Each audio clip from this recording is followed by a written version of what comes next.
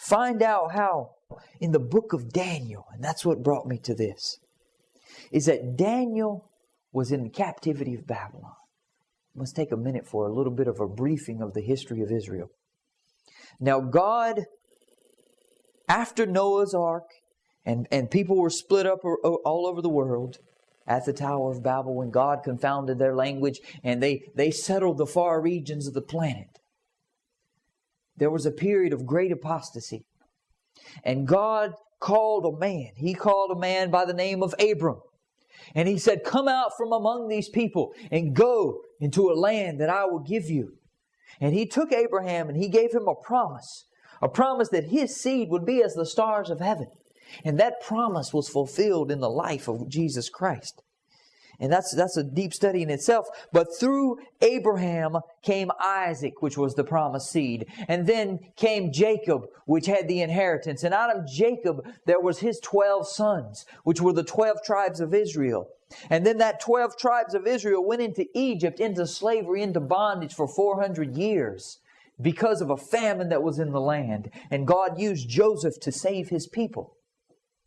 And then the children of Israel grew to a great multitude of people, and Pharaoh was scared that they would take over. So he put them into deep slavery, into bondage. But God had promised to deliver them, that He would send a deliverer in the person of Moses. And we all know the story how Moses went in, and by God's power there were miracles wrought that took a great people and separated them from Egypt and led them across the Red Sea into the desert.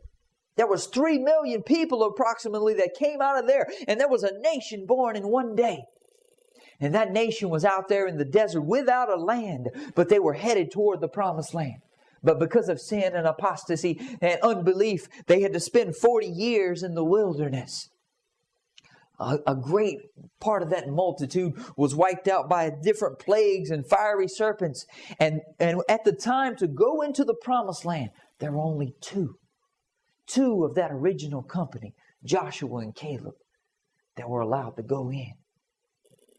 And as that people went in and claimed the promised land, they had to run out the heathen, and they never did it to the full extent that God wanted them to. So Israel intermingled with the heathen nations, although God had warned them and told them that the day would come when they would turn away from Him. You can read in Leviticus 26 how He told them that, yes, I'm going to bless you. I'm going to make you a great nation. But when the day comes and you turn away from Me, then you will go into bondage. He told them before they ever went into the promised land that when they went into apostasy and when they fell away from God and they began to worship false idols and build these statues and groves and worship these things that the heathen nations did, when that happened, that God would raise up a nation from the heathen that would come in and take them captive. Well, that's what happens in the book of Daniel. Because of the great apostasy, God called a nation from the north, and they came in, and it was the nation of Babylon. The nation of Babylon is spoken. It's spoken of in Ezekiel, in Isaiah, in Jeremiah. See, what happened is Nebuchadnezzar came in, and he was conquering the world. And he came in and he took the captives of Israel in a couple of different ways. And what he would do, he left a few of the poor people there. But he would come in and he would get the elite, the ruling class, the intelligent, the royal. He would get their young people and bring them in and put them in a school.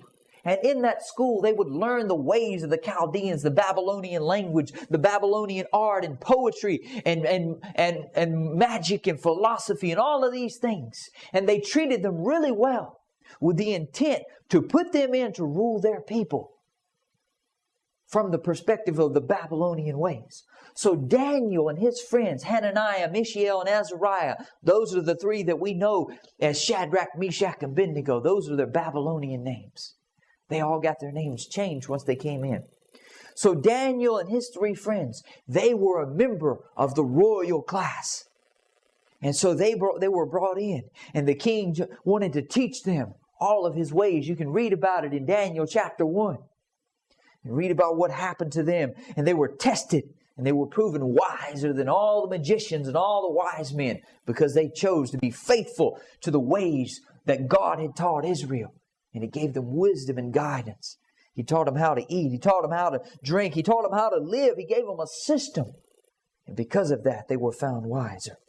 So because of when this happened, Daniel had a position in the kingdom as one of the wise men of the kingdom. So in Daniel chapter 2 is what we're going to look at today. Daniel chapter 2 is taking place in that scene. Nebuchadnezzar the great king of Babylon, he is in rule there. And Nebuchadnezzar has a dream. He has a great dream. It troubled him. Let's look at Daniel chapter 2.